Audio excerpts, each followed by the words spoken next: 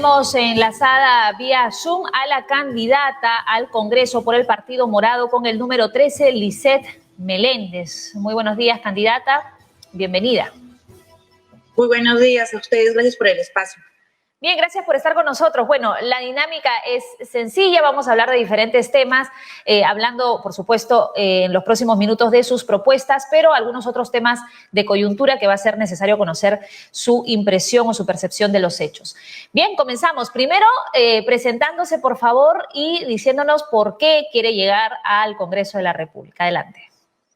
Por supuesto, creo que es muy importante recordar que la pregunta previa a todo aquel o aquella que quiera ser congresista es decirle por qué es político. Porque hoy en día lo que no tenemos son políticos. Tenemos gente que cada 5 años dice quiero ser congresista o quiero ser presidente. Requerimos que una vez por todas en este país exista un compromiso real de servir a la ciudadanía. Y eso pasa por ejercer militancia política. Yo soy cofundadora del Partido Morado desde el 2016 y les puedo asegurar que hemos construido un partido que, como han podido ver en la bancada morada, tiene un compromiso real con la política. Gracias. Perfecto, perfecto. Bueno, ahora mucho se está usando como estrategia el no decir que son políticos, ¿no? Sino todo lo contrario, porque justamente la población está en contra de los políticos, pero estamos seguros que la perspectiva puede cambiar en la medida en que tengamos buenos políticos y esperemos pues esta vez hacer una buena elección. Vamos a hablar un poco sobre el tema de la pandemia, ¿no? ¿Cómo afrontar esta crisis sanitaria? Usted, de llegar al Congreso de la República, pues va a ser un tema del que se va a tener que colocar en agenda, ¿no? Y al haber un nuevo Congreso, un nuevo gobierno en julio de este año, eso no quiere decir pues que el COVID se acabó, ¿no? De hecho, la gente no tiene forma de llegar a los hospitales y este problema va a continuar probablemente por todo el año. Las camas están colapsadas, no hay camas UCI, no hay oxígeno. Desde su bancada, el Partido Morado, ¿qué propuestas darían para poder atender este problema que se ha acentuado en este año con la segunda ola y con la llegada de nuevas variantes? Creo que es importante mencionar que uno siempre debe hablar con los actos, justamente porque no hay esta confianza hacia los políticos, es poder decir qué estamos haciendo. Y acá solo un pequeño ejemplo. Antes de ayer teníamos concentradores de oxígeno que estaban costando casi 20,000 soles, mientras muchos concentradores estaban botados en los almacenes de Callao. ¿Qué hizo ahí la bancada morada? Le exigió a Digemit que de una vez por todas agilice estos procesos para que las personas o empresas que habían importado concentradores pudieran retirarlos. Digemit ayer levantó este tipo de observaciones y hoy, en 48 horas, en 2 días, van a poder retirar estos concentradores. ¿Qué implica esto? Pues que se puede ver cómo la bancada morada sí tiene una acción permanente con la ciudadanía, sí está del lado de la ciudadanía. Lo siguiente es que nosotros creemos que frente a la pandemia hay que tener acciones inmediatas, que tienen que ser en el corto plazo, de mediano y largo plazo. Lo inmediato es que podamos vacunar a todo el país. Julio Guzmán es el único candidato presidencial que tiene un plan y que se ha comprometido a que todos se puedan vacunar como un bien público. Nosotros tenemos experiencias previas de vacunación muy buenas. Si alguien les dice que deben comprar las vacunas los privados para que lleguemos a esta meta, no es así. Lo único que están procurando es que se vacunen primero unos cuantos que tienen dinero y quienes no lo tienen se van a morir. ¿Cuál sería Por eso ese plan es importante de vacunación? recordar que sí es posible. ¿Cuál es ese plan de vacunación? A ver si me lo dice en pocos segundos para poder seguir con la pauta. Sí, por supuesto. Lo primero es que vamos a establecer un comando de vacunación que va a tener conexión directa con el presidente, se va a tener un SAR que va a tener conexión a nivel ministerial directamente. Lo segundo es que lo vamos a hacer por 2 vías. Tanto que vamos a reforzar una vez por todas el primer nivel de salud. Tenemos más de 1,600 postas en todo el Perú. Este es el primer nivel que luego va a servir para poder también cuidar el tema de todo el tema de la pandemia después, ¿no? Todos sabemos que hay secuelas que se deben tomar en cuenta también. Lo tercero es que sí le vamos a pedir a los privados que nos ayuden con sus locales porque requerimos de muchísima más capacidad de almacenaje y transporte de las vacunas. Y lo cuarto es poder establecer un comité de científicos para que de esta manera podamos tener siempre decisiones pensadas desde la ciencia y no únicamente desde lo coyuntural. Y finalmente, y no menos importante, un registro, porque en este país no tenemos registros. Correcto. Bueno, ese es en el tema de la vacunación, de la salud y la atención de la crisis sanitaria. Pasemos a hablar ahora de la falta de trabajo, ¿no? Que es otro de los problemas que se han evidenciado en esta pandemia.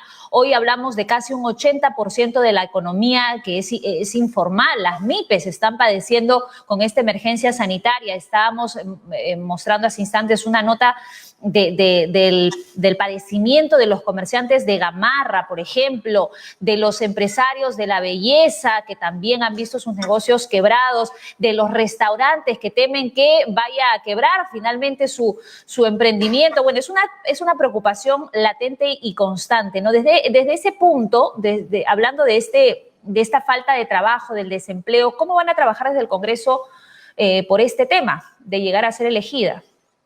Bueno, lo primero es que nosotros tenemos una ley MIPE, ¿no? Que ya debería pasar a una ley mucho más adecuada a la realidad, una que realmente vea la innovación y la productividad como un eje transversal en la sociedad y en la economía. ¿Por qué lo digo? Porque hasta ahora todos los proyectos o lo que te ofrece el gobierno para que tú te puedas insertar siendo una MIPE pasan por charlitas o por ahí uno que otro crédito, pero a tasas muy altas.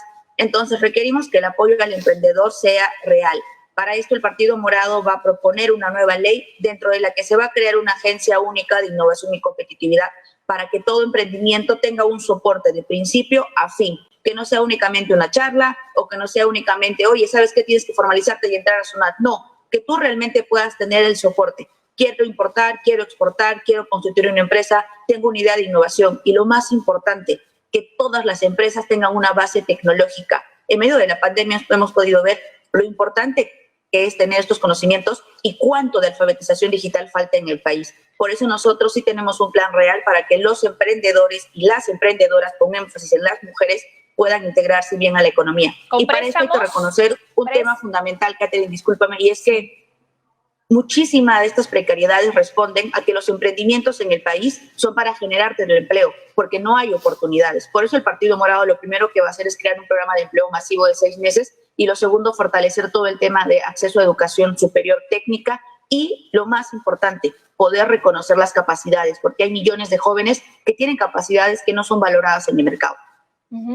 Y con el tema de la informalidad en específico, ¿cómo se va a trabajar? ¿No? Muchos candidatos decían el problema no es la informalidad, sino este proceso a la formalidad que resulta ser muy engorroso y muy costoso. ¿Qué facilidades están pensando en darle a estos trabajadores para que puedan pasar finalmente a la formalidad y les pueda convencer esta propuesta, ¿no?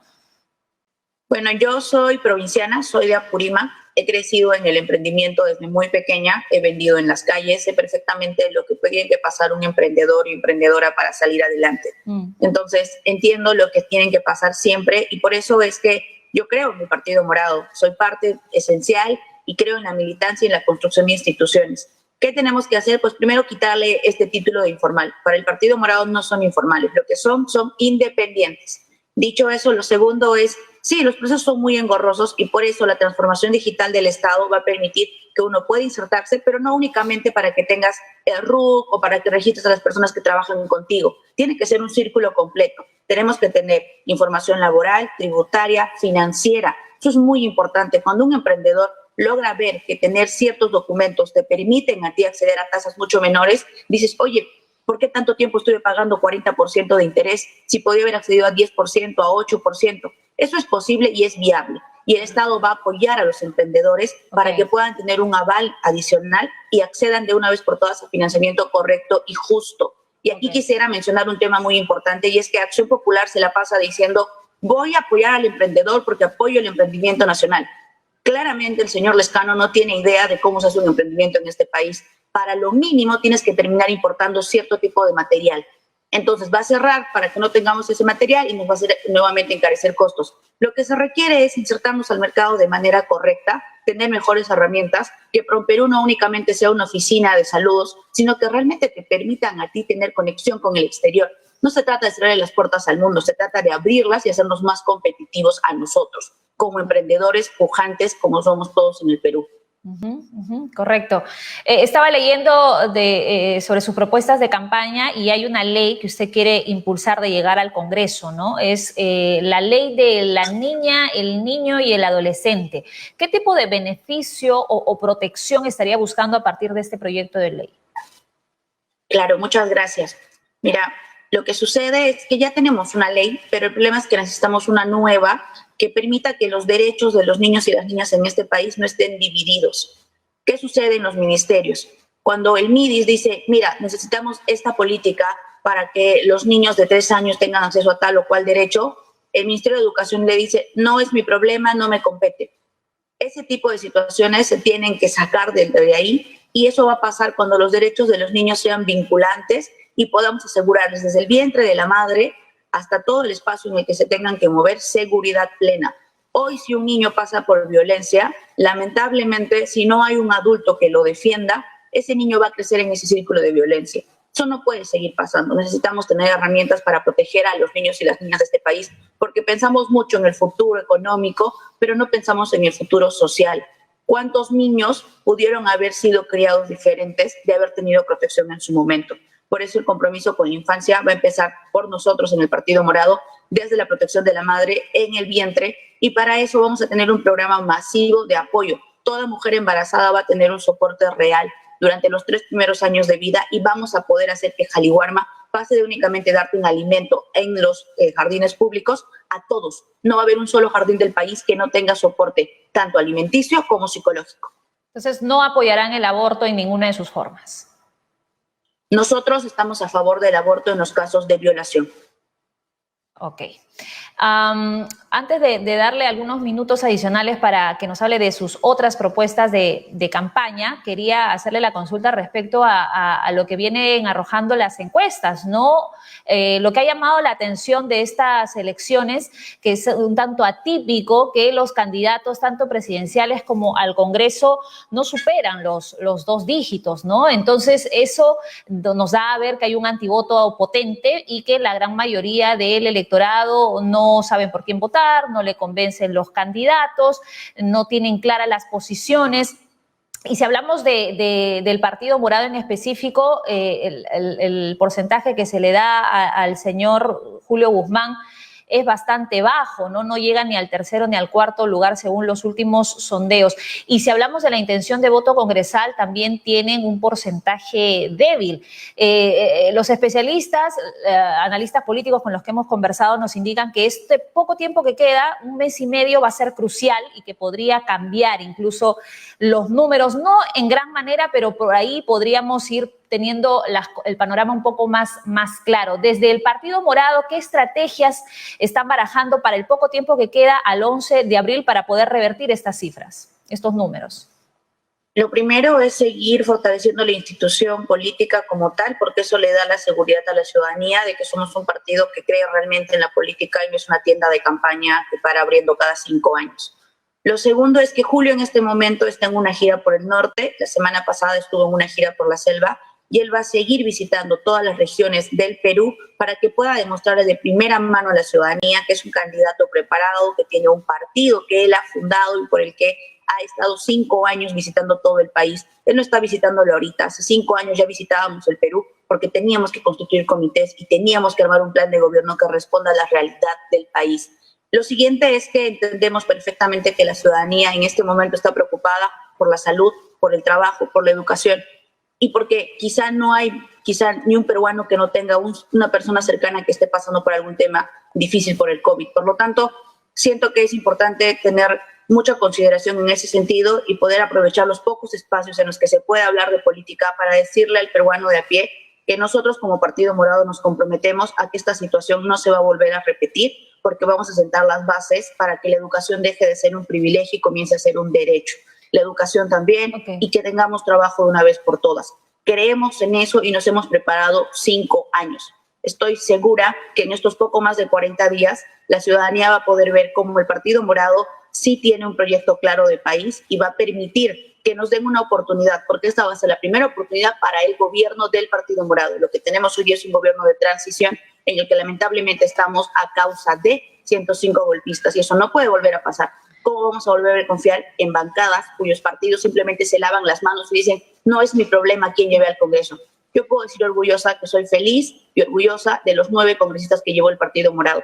Y les puedo asegurar que la bancada 2.0 también les va a seguir renovando esa confianza en la política. Candidata, algo que tampoco se debería volver a repetir es esta actitud que está siendo bastante cuestionada y a la que no debería exponerse el señor Julio Guzmán. Uno, porque acaba de superar el COVID, y otro, porque lo que se está buscando ahora mismo, que estamos en una segunda ola, donde las cifras siguen a la alza y la curva de contagios, de muertes, aunque hace unos días haya un poco bajado la cifra de muertes en el país, igual seguimos en una situación de riesgo, de peligro constante por el COVID, y el señor Julio Guzmán, evidentemente usted lo ha dicho, ha estado realizando giras por el norte del país, ha estado en la selva peruana y justamente han estado circulando imágenes en caravana, el señor Julio Guzmán con periodistas en una mototaxi tratando de sacarle imágenes, 4 o 5 personas en un solo vehículo.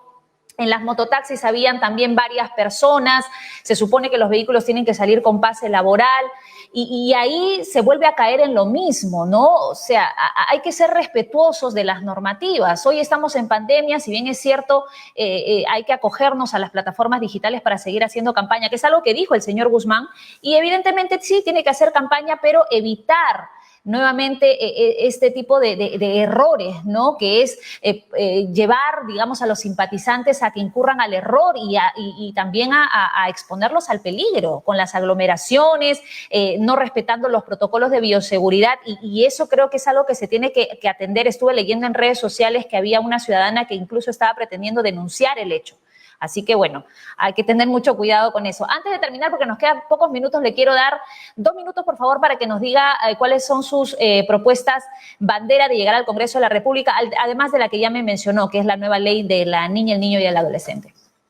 Muchísimas gracias. Bueno, lo primero es que espero que todos se encuentren muy bien en sus casas. Espero que esta ya exigencia que le hicimos a DIGEMIT permita que quienes puedan obtener un concentrador de oxígeno lo puedan tener pronto para que podamos salvar por lo menos muchas más vidas.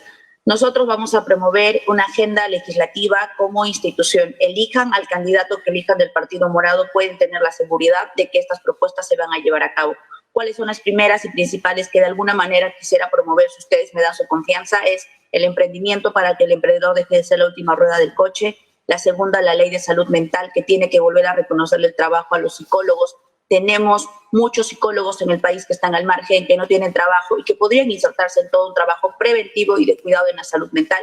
Tercero, el tema de la niñez nuevamente. Tenemos que cuidar el futuro de nuestro país. Y cuarto, la educación. Los maestros tienen una deuda social. Nosotros vamos a reconocerles la deuda social a estos casi 300,000 maestros para que no tengan que estar pasando por procesos judiciales. Ustedes tienen muchísimo trabajo que le han dado al país y eso debe ser reconocido de una vez por todas. Les aseguro que el Partido Morado tiene claro que quien está al centro son ustedes, no los políticos, no las ideologías. Ustedes como ciudadanos que siempre han tenido que estar a espaldas de un gobierno que no ha sabido reconocer sus necesidades. Gracias. Gracias, candidata Meléndez. Bueno, todos los éxitos en la campaña y bueno, gracias por haber participado en Perú Elige. Que tenga buen día. 8:30, así cerramos nuestro bloque y hacemos una pausa. Ya regresamos.